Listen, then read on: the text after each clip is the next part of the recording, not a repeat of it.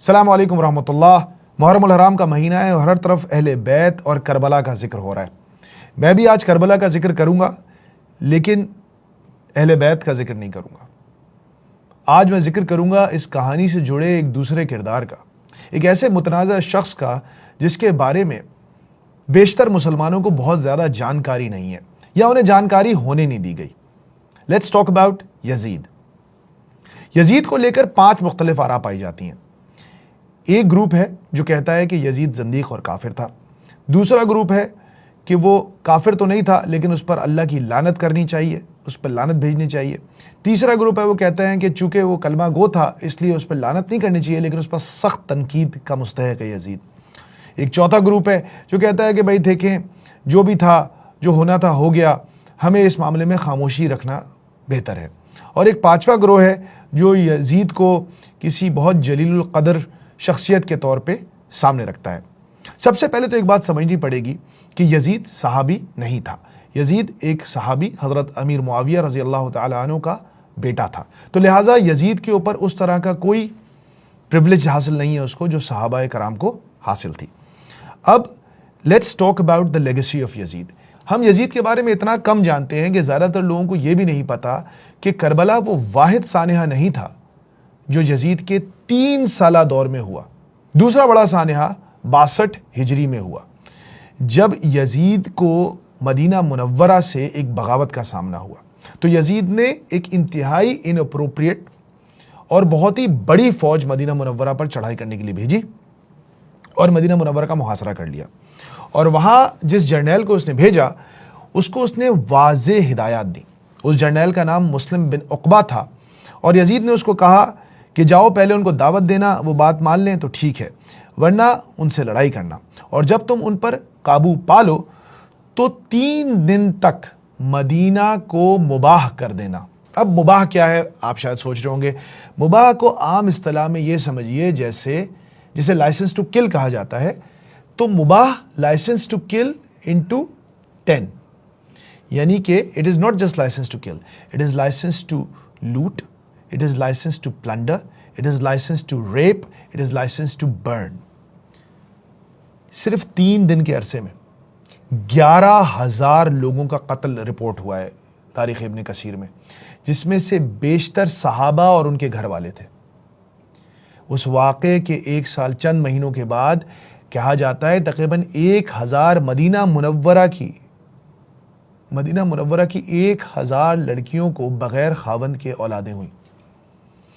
اسلام کی تاریخ کا بدترین سانحہ ہے یہ بھی، لیکن اس بارے میں نہ آپ کو بتایا گیا نہ ہم نے جاننے کی کوشش کی۔ تیسرا بڑا واقعہ ہے بیت اللہ پر حملے کا۔ یزید کو حضرت حسین علیہ السلام کی طرح حضرت ابن زبیر نے بھی اپنا خلیفہ تسلیم نہیں کیا تھا اور انہوں نے مکہ مکرمہ میں اپنی ایک ریاست قائم کر لی تھی۔ اب اس ریاست کو کچلنے کے لیے بھی یزید نے اب اپنی بادشاہت کے 3رے سال وہاں پہ بھی لشکر بھیجا، اور اس کے بعد وہاں جو ہوا وہ تاریخ میں محفوظ ہے۔ مدینہ منورہ کی تباہی سے کوئی سبق سیکھے بغیر یزید نے مکہ مکرمہ پر بھی اس سے بڑا حملہ کیا، اور اتنا شدید حملہ کیا کہ بیت اللہ شریف تک کو آگ لگ گئی اس کی توپوں کے گولوں سے، اور مسجد الحرام کے اندر بھی تمام سرگرمیاں موقوف ہو گئیں، اور یہ واقعہ اور یہ معاملہ کئی ہفتوں تک جاری رہا، حتیٰ کہ یزید مر گیا اور حضرت ابن زبیر اپنی جان بچانے میں کامیاب ہو گئے۔ اب جو یزید کے اپولوجسٹ ہیں وہ یزید کے حق میں کوئی 2-3 چیزیں بیان کرتے ہیں۔ ایک تو یہ کہ اس کو پتہ نہیں تھا کہ کربلا میں یہ ہو گیا۔ دوسرا یہ کہ وہ ایک حدیث ہے کہ جس فوج نے سب سے پہلے قسطنطنیہ پر حملہ کیا اس کے سارے لوگوں کی مغفرت ہو گئی۔ Let's talk about both of these things. Number 1، یزید کو اگر پتہ نہیں تھا کہ یہ ہو چکا ہے تو جب اس کے وہ جرنیل، اس کے وہ لشکر حضرت حسین کا سر لے کے اس کے دربار میں آئے تو پھر اس نے کیوں ان کے ہونٹ مبارک پر اپنی چھڑی ماری، اور کیوں نہیں اس نے اپنے ابن زیاد، شمر اور دوسرے جرنیلوں کا سر قلم کر دیا سزا کے طور پہ۔ تاریخ میں ریکارڈڈ ہے اس نے کوئی ایکشن نہیں لیا ہے ان تمام فوجیوں کے خلاف جو کہ کربلا میں حضرت حسین کو قتل کے ذمہ دار تھے۔ تو ایک بات تو یہ کلیئر ہو گئی کہ اگر وہ اتنا ناخوش تھا اور اس کی مرضی کے بغیر ہوا تھا تو اس کو کوئی ایکشن لینا چاہیے تھا، جو کہ اس نے نہیں لیا۔ دوسری اہم بات، کیا یزید اس حدیث کی کوریج میں آتا ہے جس کے بارے میں کہا جاتا ہے کہ وہ پہلی فوج جس نے قیصر کے شہر پر حملہ کیا اس کے تمام لوگوں کی مغفرت ہو گئی؟ تو اس کو لے کر بھی دو باتیں نوٹ کر لیجئے۔ پہلی تو یہ کہ بہت سارے مورخین اور محدثین کی رائے میں وہ شہر استنبول ہے ہی نہیں، کانسٹینٹینوپل وہ شہر نہیں ہے، بلکہ وہ شام کا ایک شہر ہے جس کے بارے میں حدیث کہی گئی تھی، جس کے بارے میں حدیث تھی، اور یزید اس پر ہونے والے کسی حملے میں شامل نہیں تھا۔ لیکن چلیں اگر مان بھی لیتے کہ اس حدیث سے مراد استنبول ہے، تب بھی یہ بات واضح ہے کہ یزید استنبول پر حملہ آور ہونے والے پہلے مسلمانوں کے لشکر میں شامل نہیں تھا۔ پہلا مسلمانوں کا لشکر حضرت عبد الرحمن ابن خالد بن ولید کی سربراہی میں وہاں گیا، جس میں یزید شامل نہیں تھا۔ یزید دوسرے لشکر کا حصہ تھا جس میں حضرت ابو ایوب انصاری بھی شریک تھے، جو کہ 49 ہجری میں گیا۔ پہلا حملہ 45 ہجری میں ہوا، جبکہ دوسرا حملہ 49 ہجری میں ہوا جس میں یزید شامل تھا۔ تو اس لحاظ سے بھی یہ حدیث یزید پر پوری نہیں اترتی۔ اب بات بڑی سمپل سی ہے،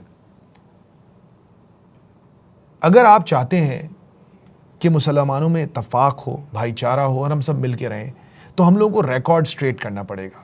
بہت ساری چیزوں کے بارے میں مٹی پاؤ اور آگے بڑھ جاؤ سے دلوں کی کدورتیں دور نہیں ہوتی۔ یزید نے جو ظلم کیے ہیں اس کی مثال اور کسی مسلمان حکمران کی شاید آج تک نہ ملتی ہو، تو لہٰذا اس شخص کو لے کر اپنا موقف بہت واضح اور کلیئر رکھنا چاہیے۔ اس لیے نہیں کہ قیامت کے دن اس بارے میں ہم سے کوئی سوال ہوگا، بلکہ اس لیے کہ اللہ نے ہم سب کو یہ فرض کیا ہے کہ ہم حق کے ساتھ ڈٹ کر کھڑے ہو جائیں۔ یا ایھا الذین آمنوا کونوا قوامین بالقسط شہداء الی اللہ، اے ایمان والو حق کے ساتھ ڈٹ کر کھڑے ہو جاؤ۔ اور حق اور حسین ایک ہی ساتھ کھڑے تھے، اور یزید باطل اور ظلم کی طرف تھا۔ السلام علیکم ورحمۃ اللہ وبرکاتہ۔